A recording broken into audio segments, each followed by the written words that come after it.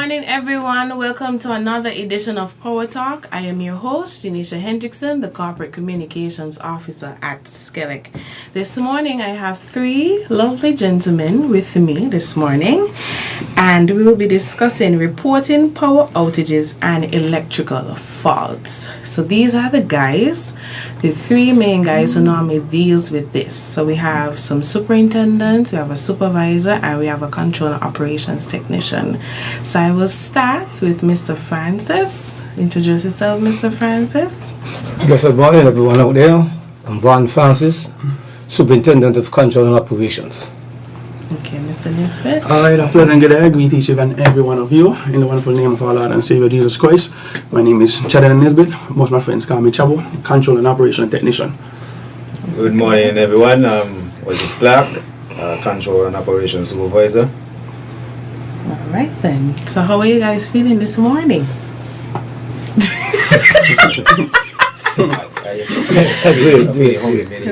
So this morning we'll be discussing reporting power outages and electrical faults. So we know you guys are the ones who are normally in the field at the forefront of everything. You guys have experienced storms, you guys have experienced restoration, electrical faults, and actually I've heard from the customers. So as we begin, discuss the type of faults customers can report. So who is that? Mr. Francis, Mr. Clarke, Mr. Nisbet. Well, the most common, no electricity. Electricity. It's practically one of the biggest requirements of your lifestyle today, apart from your cell phone. Mm-hmm. Yeah, so. One of the other one, low voltage. That is a menace to most of us. Yeah, and even street lighting, most of the time people calling, most frequent calls to be about street lighting. Everybody, oh, my area dark, is the darkest on the island, please, begging, please, we want it, can't do without it. You know what I mean? Lighting is one of the most important thing, and we understand that. Okay, and also to add, some of the things we normally get calls about is tree trimming, especially right now in this hurricane season, and you said light maintenance, down wires, sometimes burst wires, maybe from lightning strikes, or from maybe knocking down a lamppost or something. Truck pass and pull down. Especially those concrete trucks. Then you also have electrical fires. You can report that. We have low voltage as well, as Mr. Francis said. So why is it important for customers to call and report these electrical faults? Mr. Francis? Every report is a good report. All depends on the endangerment of power.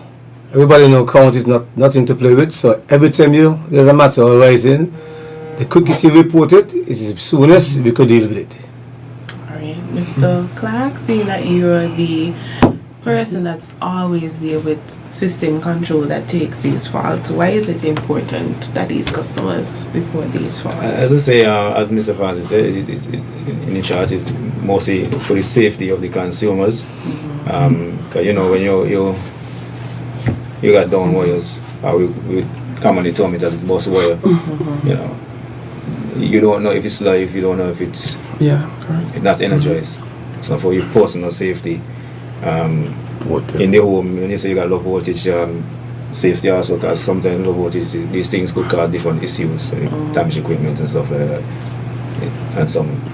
And what we'd also like to encourage is customers is, with safety being a top priority at SKELEC, please never assume that a wire is dead. Always assume that it's live. Always treat them live, and before you assume that it's dead, please call SKELEC and we'll be the one to do the proper assessment, as we have all our safety gears to ensure safety.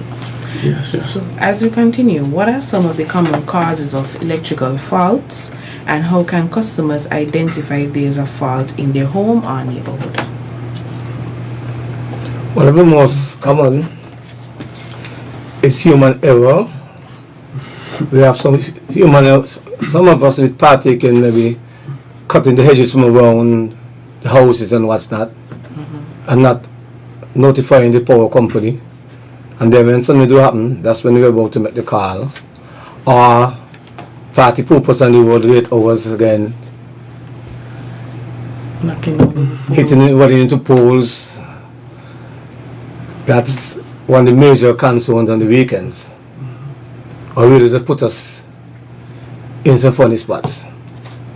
So, Mr. Lisbeth, with you also being there in the field, how can customers identify if there's a fault at their home or at their neighborhood? Well, if it's like no electricity, you would most likely see like burst wires and those kind of stuff. Something that you could identify, you know what I mean? Sometimes trucks pass, pull on wire, you might see a low hanging wire. Current can hide, especially like inside of homes. You would smell it. If there's a fault, you would smell, you know, you would hear sound. Current can be silent. It always shows up itself, you know what I mean? So that's something you have to be real vigilant. And as these guys were saying, you really have to focus on safety. Don't try to be a hero, you know what I mean? Leave it up to the technicians. And yeah, that's it. Okay, so what steps does SKELEC take once there's a power outage? I want you guys to explain to the customers what steps does SKELEC take when there's a power outage or electrical fault is reported, and how long can the restoration process typically take? This now all depends on the information that we get back from the consumer. That will narrow down exactly for us where we could get started. For instance, if there's a fault, let's just say on the Sandy Point feeder, and the furthest to that Sandy Point feeder is Newton Ground. If the cars come direct from Newton Ground, we know well we have to go straight to Sandy Point and find out what's going on down there. If it's come closest to the West Farm area, that is no, then we know we have to start where the feeder starts to look. So the more information we get, it will make it much easier for us to respond and get it done as soon as possible. Okay. So let's say, for instance, it's the Sandy Point feeder, and how far does the Sandy Point, where does it start and where does it end? At this time, the Sandy Point feeder normally starts from the Buckley substation, leads underground to the Challenger substation. There we have a local network coming back from Sandy Point, from Challenger substation to as far as Buckley's, where we have an open point linking the Barefoots feeder with the Sandy Point feeder. Okay. Just in case of something goes one on one end, you could use the other end to energize the other end. And then it goes all the way down. And it goes all the way down to Newcomb. ending at St. Paul substation. Again, linking at the St. Paul substation with the Kayan feeder. Alright then. So then let's say, for instance, a customer calls and say they live in Sandy Point and the lights are blinking and they hear a pop and it's in the night. So then what's the typical thing for you guys? Like, how does that play out? Again, we'll ask for where you live. The location will tell us exactly. Because maybe your house is seated next to a transformer on the outside, or a ring main fuse. And if it's not nothing like that, then we'll ask you how your house is situated. We have to find out exactly what sound you hear, how loud it was.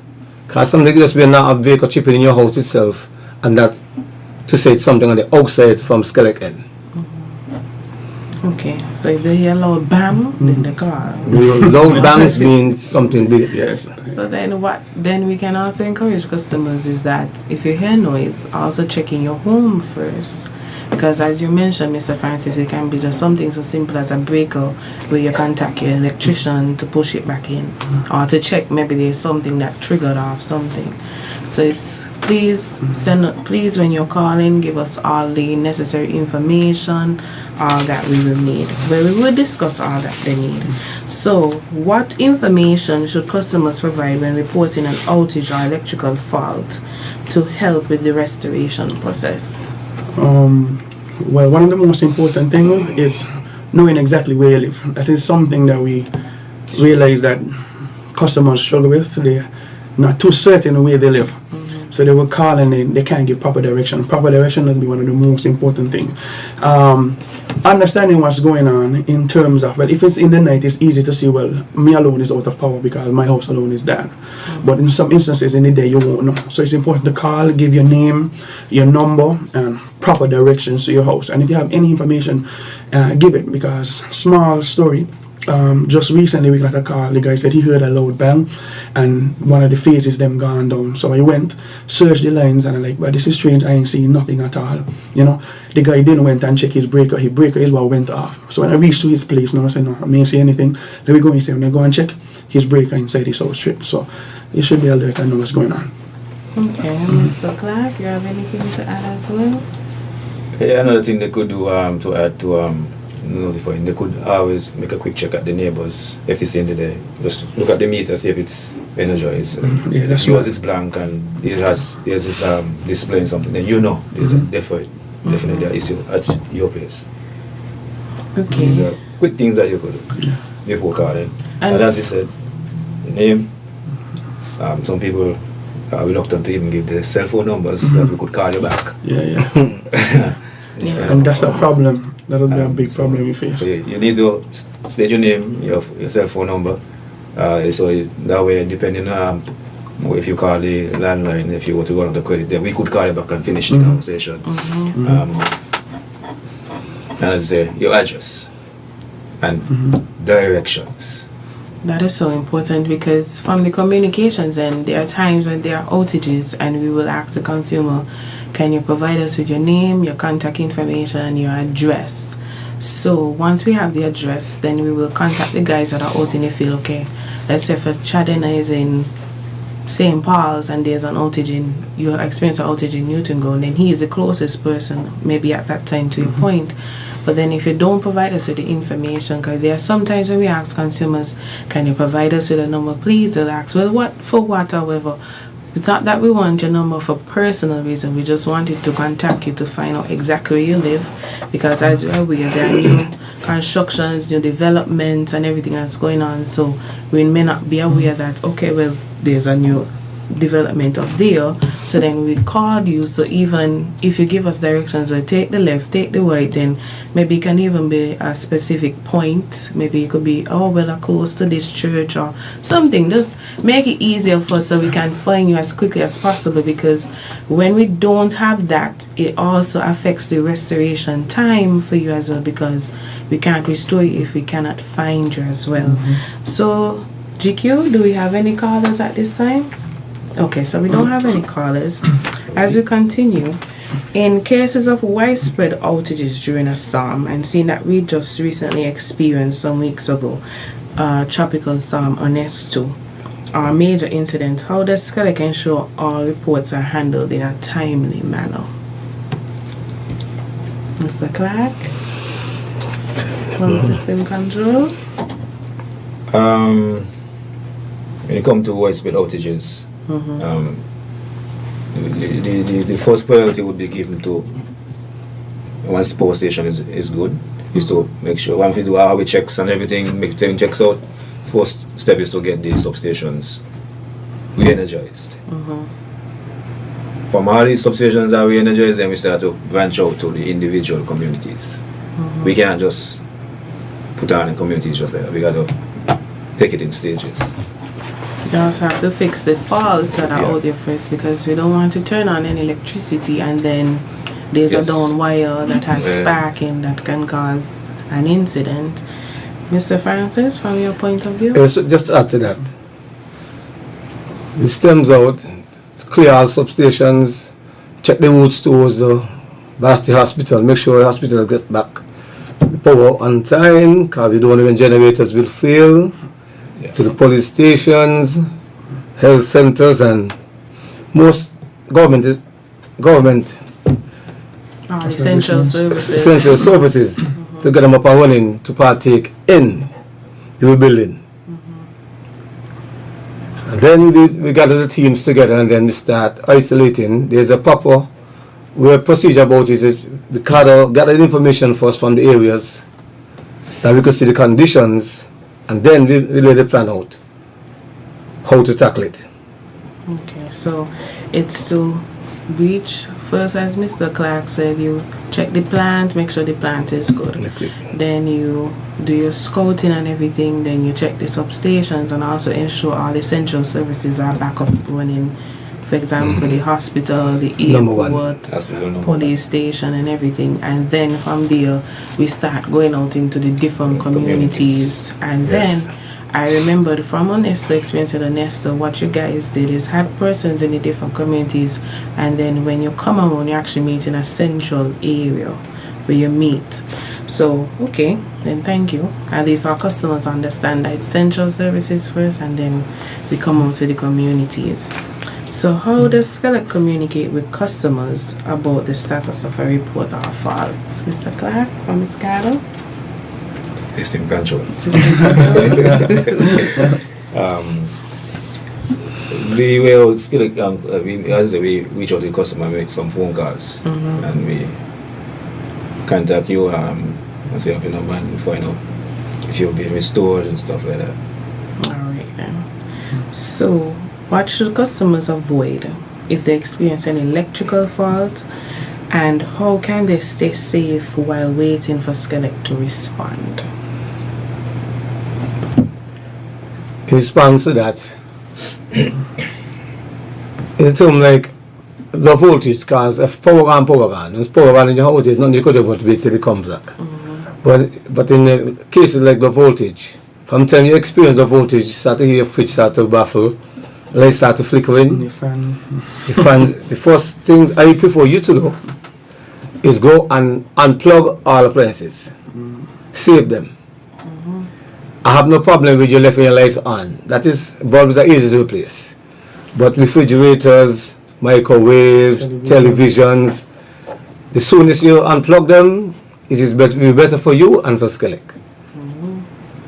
And I will also like to encourage persons, turn off your main switch if you can, because how sometimes these modern houses are, like the cupboards, they're kind of tight to come out, so turn off. Well, if you have one of those smart houses where everything is electronic lighting, it's best to shut the house down completely.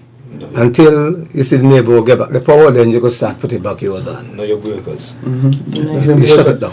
That is important. Know your breakers. So then that means consumers, it's good to have a conversation with your electrician, especially when you're building your property, to know which breaker is for which. If the main switch will turn off everything, or you have to turn off something else additional outside. So that's also good for consumers to know.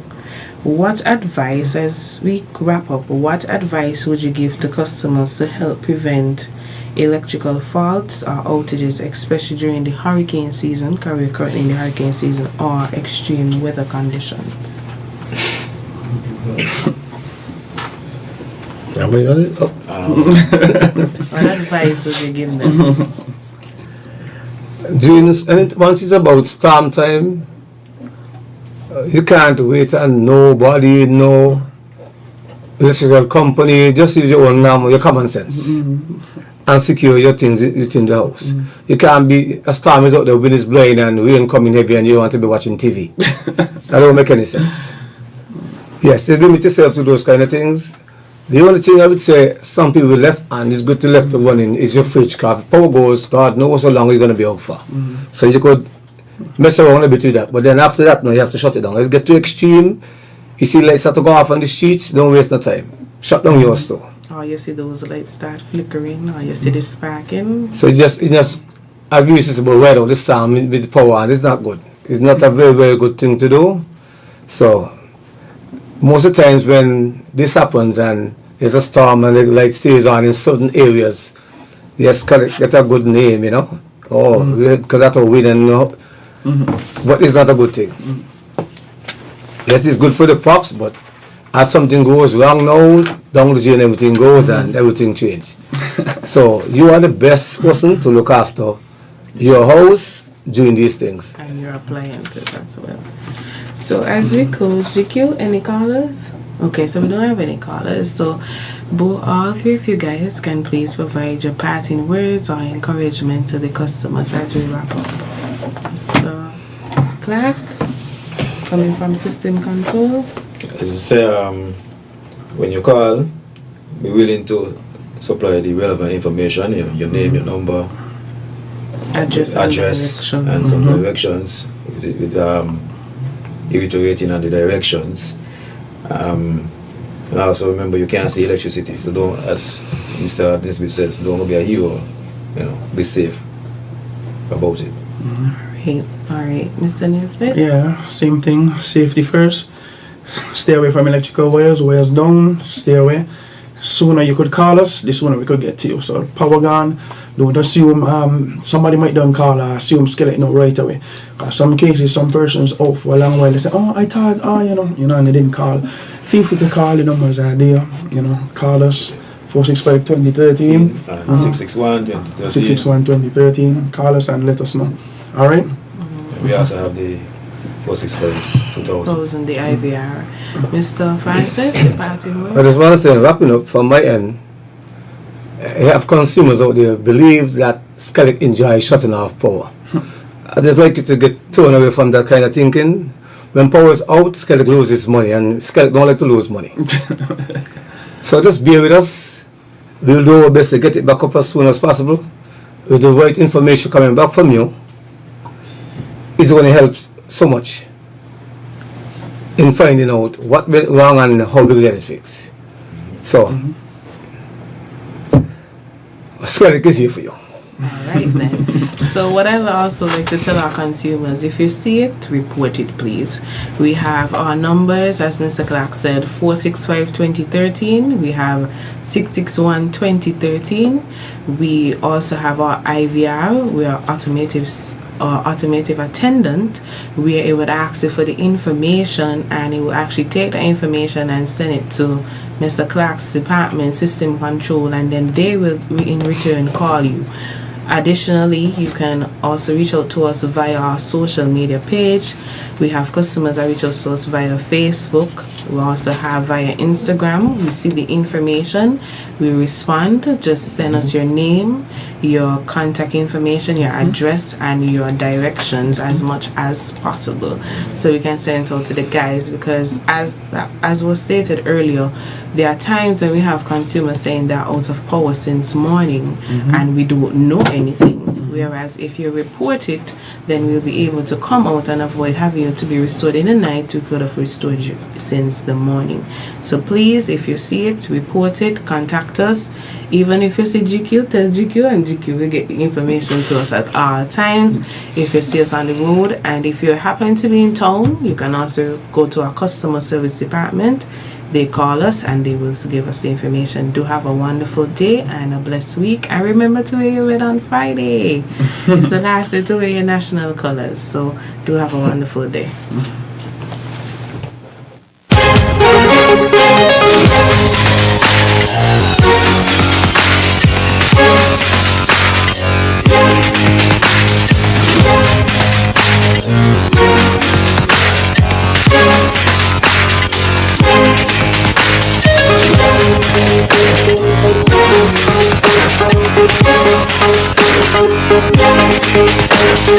Yeah.